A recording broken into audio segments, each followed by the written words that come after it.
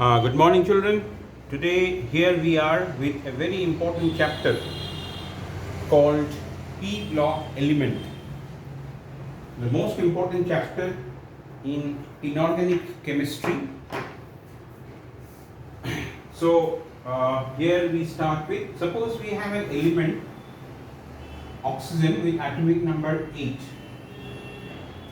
Now, its electronic configuration will be 1s2, 2s2, 2px2, 2py1 and 2pz1. Total 8 electrons. So you see 8 electrons has been arranged. So you see the last electron is going into the p orbital, and if the last electron is going into the p orbital, that's why this element is a p block element. Oxygen is a p block element. Say chlorine, atomic number 17, 1s2, 2s2, 2p6, 3s2, 3p5, 17 electron, 2 to 4, 10, 12, 5, 17. The last electron is entering into p subshell, so that's why chlorine is also a p block element. So while writing electronic configuration, if the last electron enters the p subshell, then it is a p block element. In the long form of the periodic table, what we see is the elements of group 13, elements of group 14, elements of group 15, 16, 17, 18. These are p block elements. This two group has been done in class 11, so I will not be considering these two groups. In these videos, we will be taking up group 15, 16, 17 and 18, which is there in class 12 curriculum. So what are the elements we have in group 15? We have nitrogen, phosphorus, arsenic, antimony and bismuth. In group 16, we have oxygen, sulfur, selenium, tellurium and polonium. Group 17 में कौन कौन है? Chlorine नहीं, पहला element है fluorine, fluorine, chlorine, bromine, iodine और astatine. और group 18 में है, यहाँ पे है नियॉन, सॉरी यहाँ पे है हीलियम, यहाँ पे है neon, argon, krypton, xenon and radon. तो ये सभी एलिमेंट्स पी ब्लॉक एलिमेंट्स है.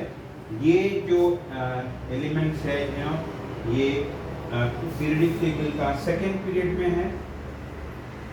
ये सब थर्ड पीरियड में मिलेगा. This is in fourth period, this is in fifth period, this is in sixth period and so on. ये जो हीलियम वाला जो है ये फर्स्ट पीरियड में है, फर्स्ट पीरियड में. तो एक चीज यहाँ पे मैं बोलना चाहता हूँ कि ये जो helium, only helium is not p block element. Actually helium, because the configuration of helium is 1s2, and that's why helium is a s block element. अभी हमने ये ऑक्सीजन का कॉन्फ़िगरेशन लिखा 1s2, 2s2, 2p4. इसको मैं जो outermost वाला जो है ये आउटरमोस्ट वाला जो है इसको मैं ऐसा भी लिख सकता हूँ 2s2, 2p4, 2p4 इकट्ठा मैं लिखा इधर 2p4। इसको अगर हम अच्छी तरह दिखाएं तो ऐसा होगा 2s2 2px2 2py1 2pz1। अच्छा, अभी अगर हम सल्फर का लिखेंगे, सल्फर जो उसके नीचे है, सल्फर का कॉन्फ़िगरेशन ऐसे होगा 1s2, क्योंकि सल्फर में 60 इलेक्ट्रॉन है, 1s2 2s2 2p6 3s2 3p4। तो देखो यहाँ पे 60 इलेक्ट्रॉन आ चुका है, 2 2 4 6 10 12 और 4 16, तो 16 इलेक्ट्रॉन आ चुका है। तो सल्फर का आउटरमोस्ट कॉन्फ़िगरेशन क्या आ रहा है 3s2 3p4। ऑक्सीजन का क्या था 2s2 2p4। अभी इसी तरह तुम अगर सेलेनियम का लिखोगे, आउटरमोस्ट में ये आ जाएगा 4s2 4p4, इसका आ जाएगा 5s2 5p4, इसका आ जाएगा 6s2 6p4। तो we can say that general electronic configuration of the elements of group 16 will be ns2 np4. General electronic configuration of group 16 will be ns2 np4। तो ऐसे करके तुम अपने आप पता करना चाहिए, you have to make sure yourself कि ग्रुप 17 एलिमेंट्स का general electronic configuration ns2 np5 हो जाएगा। इसका कॉन्फ़िगरेशन ns2 np6 हो जाएगा ग्रुप 18 वाला, और ग्रुप 15 एलिमेंट्स का general electronic configuration ns2 np3 हो जाएगा। तो बच्चे लोग, ये जनरल इलेक्ट्रॉनिक कॉन्फ़िगरेशन ये तुमको याद रखना है। ग्रुप 15 का कॉन्फ़िगरेशन है ns2 np3, 16 का ns2 np4, 17 का ns2 np5, 18 का ns2 np6। अभी चिल्ड्रन, ये सब एलिमेंट्स का एटॉमिक नंबर उनको याद होना चाहिए। एटॉमिक नंबर याद होना बहुत इम्पोर्टेंट ज़रूरी है। अभी क्या है कि सभी एलिमेंट का अलग अलग एटॉमिक नंबर याद करने का ज़रूरत नहीं है। एक एलिमेंट का अगर तुमको याद है तो ऑटोमेटिक बाकी एलिमेंट्स का भी तुमको पता चल जाएगा। कैसे मैं बता रहा हूँ। जैसे नाइट्रोजन, सपोज नाइट्रोजन का एटॉमिक नंबर है 7। सपोज अगर तुमको ये सिर्फ पता है नाइट्रोजन का एटॉमिक नंबर 7 है, तो फॉस्फोरस का हो जाएगा 15, 8 ऐड करो। आर्सेनिक का हो जाएगा 33, यहाँ पे 18 ऐड करो। 18 ऐड करने से ये आ जाएगा, दोबारा 18 ऐड करो तो ये हो जाएगा 51। तो 51 is atomic number of antimony. इसके बाद 32 ऐड करो तो ये हो जाएगा बिस्मथ का एटॉमिक नंबर 83।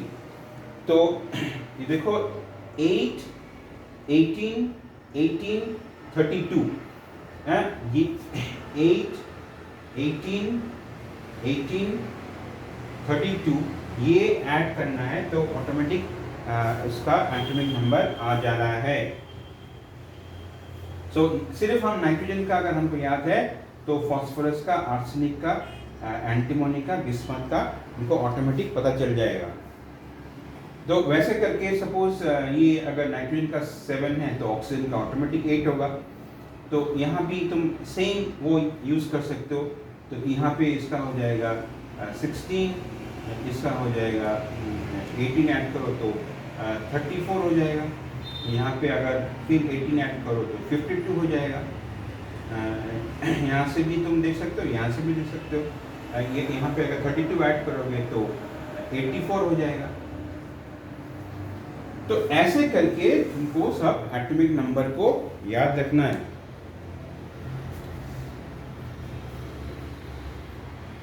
अच्छा, अभी तुम लोग क्लास 11 में रेडॉक्स चैप्टर में पढ़ा है रिगार्डिंग ऑक्सीडेशन स्टेट और या ऑक्सीडेशन नंबर। तो यहाँ पे ये पी ब्लॉक चैप्टर में ये एक काफ़ी इम्पोर्टेंट टॉपिक बन जाता है। मैं पहले ये बताता हूँ ऑक्सीडेशन नंबर या ऑक्सीडेशन स्टेट क्या होता है।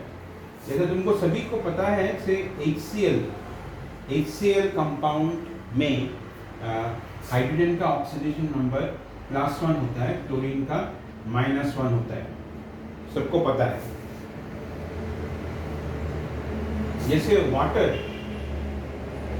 वाटर में हाइड्रोजन का होता है +1 और ऑक्सीजन का होता है -2, सबको पता है।